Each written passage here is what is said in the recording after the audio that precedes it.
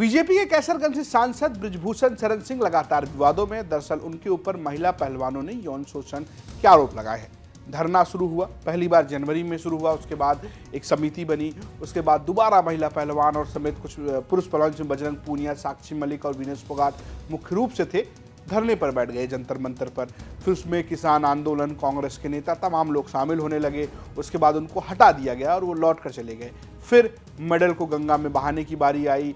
फिर जाकर किसान नेताओं ने उन्हें रोका। खाप पंचायतें हो रही हैं, ठाकुर बनाम जाट, तमाम सवाल हो रहे हैं। उसके बावजूद भी बृजभूषण शरण सिंह के ऊपर बीजेपी कार्रवाई नहीं कर रही है। उन पर बीजेपी की तरफ से एक तरीके से चुप्पी है। बीजेपी इसको खिलाड़ी बनाम बृजभूषण की पॉलिटिक्स बनाने की कोशिश में है। लेकिन लगातार यही सवाल सबके जहन में आ रहा है कि क्या बृजभूषण शरण सिंह की वजह से बीजेपी को फायदा है या नुकसान है। दरअसल ये माना जाता है कि बृजभूषण शरण सिंह का देवी पाटन मंडल यानी जिसमें उनकी सीट कैसरगंज या उनका इलाका गोंडा आता है, वहाँ पर उनका अच्छा खासा प्रभाव है। 2-4 लोकसभा की सीटें, 5-6 विधानसभा की सीटें वो प्रभावित करते हैं और हार जीत तय करते हैं। ऐसे में बीजेपी उनको हटाने से या उन पर कार्रवाई करने से बच रही है। और जिस तरीके से इस पूरे प्रकरण को हैंडल किया जा रहा है उस पर भी सवाल उठ रहा है। ऐसा लग रहा है कि बीजेपी अपने सांसद बृजभूषण शरण सिंह के साथ खड़ी है। लेकिन क्या जनता बीजेपी का साथ देगी इस मुद्दे पर, ये सबसे बड़ा सवाल है। और इस सवाल का जवाब दिया है IANS सी वोटर सर्वे ने। दरअसल सी वोटर ने न्यूज एजेंसी IANS के साथ मिलकर एक सर्वे किया है जिसमें कई सवाल पूछे गए। मुख्य सवाल ये कि क्या इससे बीजेपी को नुकसान होगा। जवाब है हाँ। हम आपको सवाल और जवाब में समझाते हैं, तब आपको समझ में आएगा कि आखिर ये सर्वे किस तरफ इशारा कर रहा है। सवाल ये है कि पहलवान सच बोल रहे हैं, ये 66% लोग मानते हैं। बृजभूषण सच बोल रहे हैं, ये सिर्फ 17% लोग सच मानते हैं। बीजेपी को नुकसान होगा ऐसा मानने वाले 47% लोग हैं। कोई नुकसान नहीं होगा ऐसा मानने वाले 23% लोग हैं। क्या इस मामले में नरेंद्र मोदी को हस्तक्षेप करना चाहिए ऐसा 68% लोग मानते हैं। और नहीं करना चाहिए पीएम मोदी को इसमें हस्तक्षेप ऐसा 19% लोग मानते हैं। महिला पहलवानों के खिलाफ यौन उत्पीड़न की सच्चाई सामने लाने की लड़ाई है, यानी कि क्या ये महिला पहलवानों की लड़ाई है, तो 63% लोग इसको मानते हैं।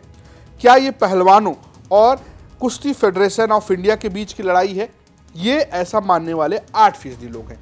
सबसे बड़ा तथ्य ये है कि 47% लोग मानते हैं कि बीजेपी को इस पर नुकसान हो सकता है।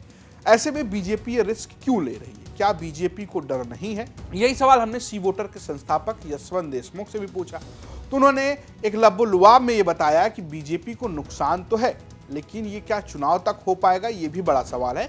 और यहाँ पर ज़्यादा जो मामला है वो लड़ाई का है, यानी कि लोग चाहते हैं कि पहलवानों के साथ न्याय हो। और यही नहीं, यशवंत देशमुख ये भी बताते हैं कि जो सी वोटर का सर्वे है वो ये बताता है कि ना सिर्फ जाट बल्कि ठाकुर भी इस मामले पर बीजेपी से नाराज है और वो चाहते हैं कि जिस तरीके से चीज़ों को हैंडल किया गया है वैसा नहीं होना चाहिए। सुनिए क्या कह रहे हैं यशवंत देशमुख। जो बीजेपी को वोट देने वाले मतदाता हैं वो भी पहलवानों को न्याय मिले, सही जांच हो, निष्पक्ष जांच हो, पुलिस की कार्रवाई उचित नहीं हुई है, ये सारी बात बीजेपी के समर्थक भी कह रहे हैं।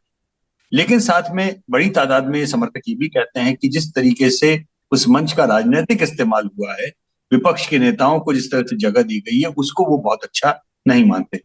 सरप्राइजिंग बात यह है कि इवन बीजेपी के अपोजिंग जो जो मतदाता हैं, जो बीजेपी के विरोध में वोट डालते हैं, वो लोग तो स्वाभाविक सी बात है कि पहलवानों के पक्ष में ज्यादा खड़े हैं, लेकिन वो भी ये मानते हैं कि इस मुद्दे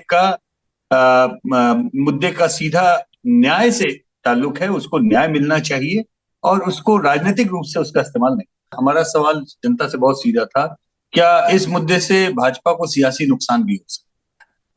हमने बहुत सीधा है पूछा और बड़ी तादाद में यहाँ तक कि भाजपा के भी समर्थक इस बात को मानते हैं कि इसको ठीक से डील नहीं किया गया या ठीक से नहीं डील किया जा रहा है, इसके चलते भाजपा को इसका सियासी नुकसान भी हो सकता है। कुमार, एक बात समझिए कि बहुत ज्यादा कोई एक मुद्दा ऐसा ये चुनावी मुद्दा बन जाएगा ऐसा नहीं। ये इस बात को हमने इसमें स्टडी करने की कोशिश की। एक जो ये नैरेटिव है या जिसके लिहाज से ये सोचा जा रहा है, उस लिहाज से जाट मतदाताओं के बीच में नाराजगी बहुत ज्यादा आनी चाहिए और नॉन जाट मतदाताओं के बीच में नाराजगी बहुत कम होनी चाहिए। मतलब ऐसा वो है, या बिल्कुल नितांत जातिगत विश्लेषण के हिसाब से कहें तो ठाकुर मतदाताओं के बीच में नाराजगी बिल्कुल नहीं आनी चाहिए और जाट मतदाताओं के बीच में बहुत, ऐसा नहीं है।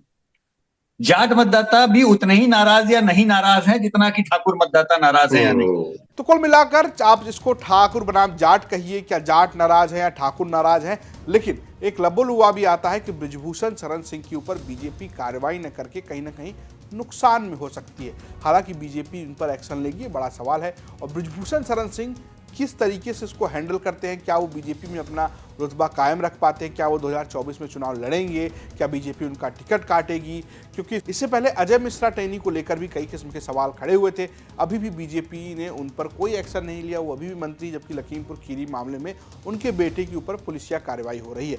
ऐसे में क्या सरकार पुलिसिया कार्रवाई पर ध्यान देगी और ये देखिए पुलिस कोई कार्रवाई करे उसके बाद पार्टी कोई कार्रवाई करेगी।